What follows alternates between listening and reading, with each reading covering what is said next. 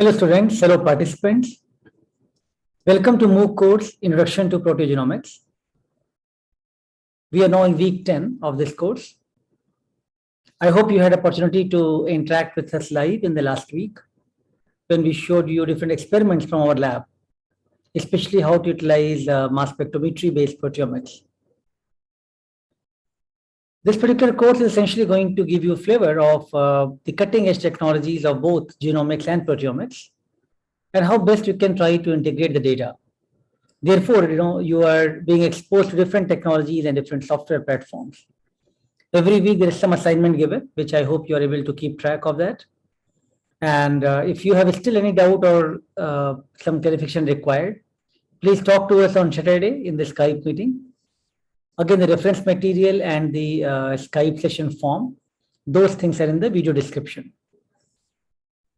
So this week, the 5 lectures which we are going to talk will revolve more towards different workflow, which is going to be taught by Dr. David Fanyu and Bing Zhang.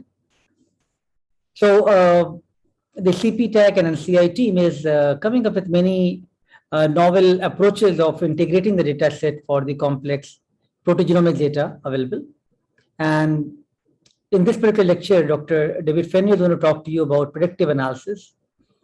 He will then give you some detailed description about supervised machine learning, how one could link the predictive analysis and utilize different ways of machine learning approaches.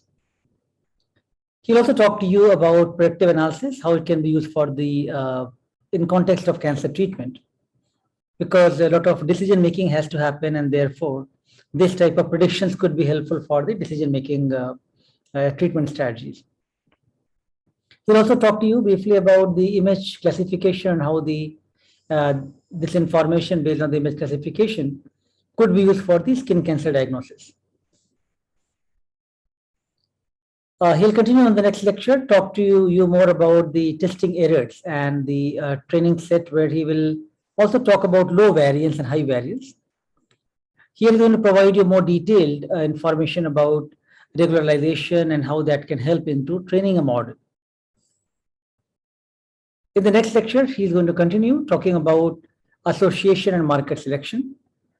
He's also going to talk about different features which has to be considered for building reliable models, because model building is very crucial, and why multiple features that makes a model complex, what is the optimal parameters for those. After these 3 lectures from David Fanyu, then we have 2 lectures from Bing Zhang. And Dr. Bing Zhang is going to give you a hands-on session on WebGSalt. I'm sure you're going to enjoy this hands-on session about web-based gene set analysis toolkit, which is providing a functional enrichment analysis web tool. Dr. Bing Zhang is also going to discuss about the software and its 3 well-established and complementary methods which is being used for doing this analysis, especially the over-representation analysis known as ORA, gene set enrichment analysis GSEA, and network topology based analysis NTA. In the last lecture of this week, continuing with Dr. Bing Zhang, he will then talk to you about the results in the job summary, how that can give you more visualized information, better visualization tools. He'll show you the enrichment analysis, how you can visualize the data in different forms. And also he'll talk about network-based methods, especially looking at the direct neighbor-based models, as well as different module-based approaches for the diffusion-based approaches. So all of these are very cutting-edge software and tools being developed by these teams. Please enjoy these information and utilize these resources to start implementing them for testing out some data set. To begin with, you can utilize with some public repositories, public data set.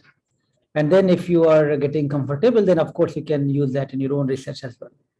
That's all for this week. So good luck. I hope you will have wonderful learning experience this week. Thank you.